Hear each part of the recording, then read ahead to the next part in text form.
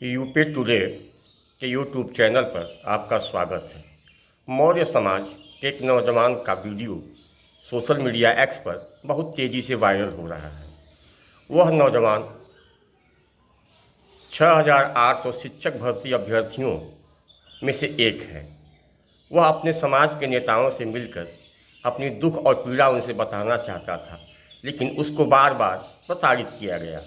आइए उस नौजवान की वायरल वीडियो को आप देखें। और हाँ, एक निवेदन है, यदि अच्छा लगे वीडियो तो आप लाइक करें, कमेंट करें और शेयर ज़रूर करें। हाँ, यदि अभी तक आपने यूपी टुडे के यूट्यूब चैनल को सब्सक्राइब नहीं किया है तो आज ही सब्सक्राइब करें, बेल आइकन को दबाएं। धन्यवाद। आगे आप देखें उस नौजवान की पीड़ा। हालांकि ये हमारे ही समाज का बच्चा है, इसको न्याय मिलना चाहिए।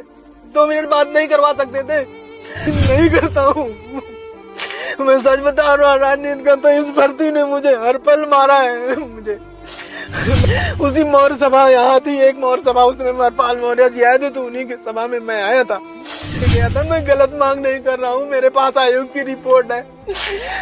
मेरे समाज के नेता मुझे गलत साबित करना चाहते हैं। मैं कोई राजनीति नहीं करना चाहता। मैंने कभी, आप लोग समाज में लोग देख लीजिए, यही हाल है। दर दर भटक रहे हैं, लाठियां खा रहे हैं, गालियां खा रहे हैं। केशव प्रसाद मौर्य की आवाज पे कम से कम 50 बार गया हूँ, गालियां भी।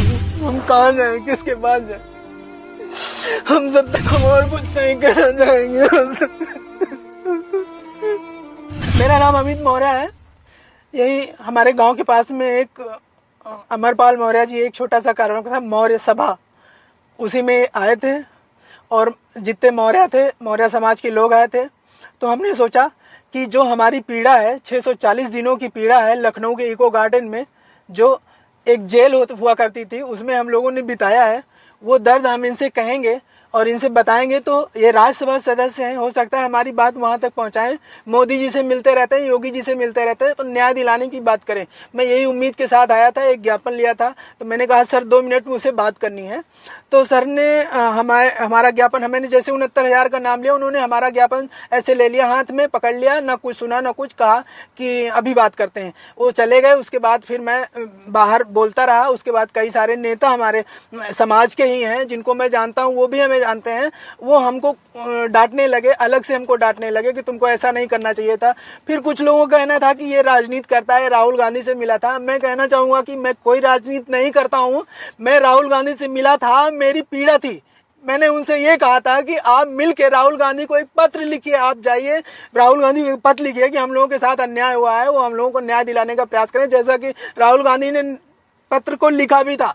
उसके बाद जैसे अब यह राहुल गांधी की बात नहीं है, विपक्ष के जितने भी नेता हैं, मैंने चाहे सत्ता पक्ष हो विपक्ष हो, किसी के पास मैंने कोई ऐसा दरवाजा नहीं है जहां मैंने खटखटाया ना हो। मैं सबके पास गया हूं। कोई ये एलिगेशन अगर लगाता है कि मैं राजनीति कर रहा हूं, तो वो मेरा पूरे घर का बैकग्राउंड देख सकता है कि क्या मैं राजनीति करने लायक हूं, मेरी औकात है राजनीति करने की। ऐसे एलिगेशन लगाना मत करिए। हक दिलाने की जहां बात आई है वहां हक दिलाइए। ऐसे आप किसी के ऊपर आरोप लगा के ऐसा नहीं कर सकते हैं, आप पीछे नहीं हट सकते हैं।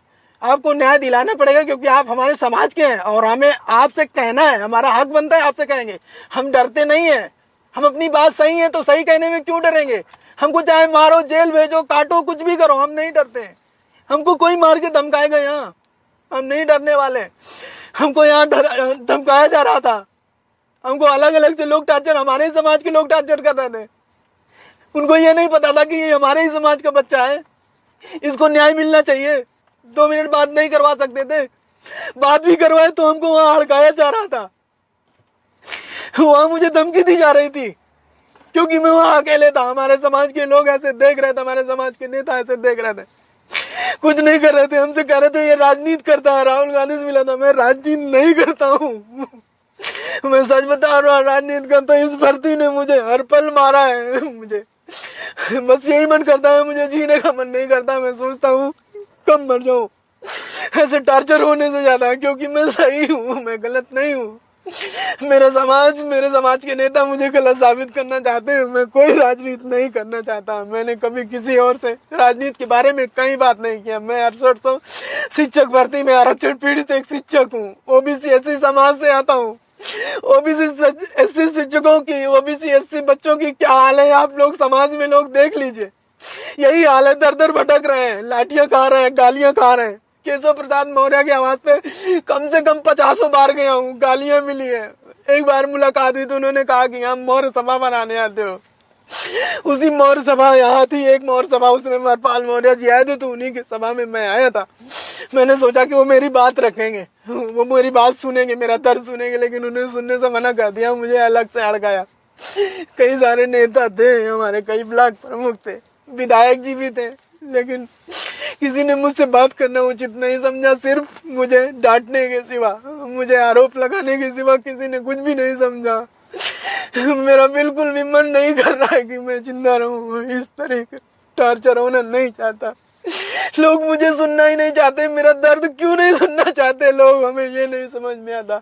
मैं अपनी बात लेके गया था, मैं गलत मांग नहीं कर रहा हूँ, मेरे पास आयोग की रिपोर्ट है, मेरे पास सब कुछ तो है, मैं सब रिकॉर्ड तो लेके आया। योगी जी ने ट्वीट किया है, वो ट्विटर हैंडल का भी मेरे पास फोटो कॉपी है, प्रेस कॉन्फ्रेंस की मेरे पास वीडियो है, सब कुछ है। जो उन्होंने माना है कि विसंगति हुई, उसके बाद फिर हम लोग क्यों भटक रहे हैं?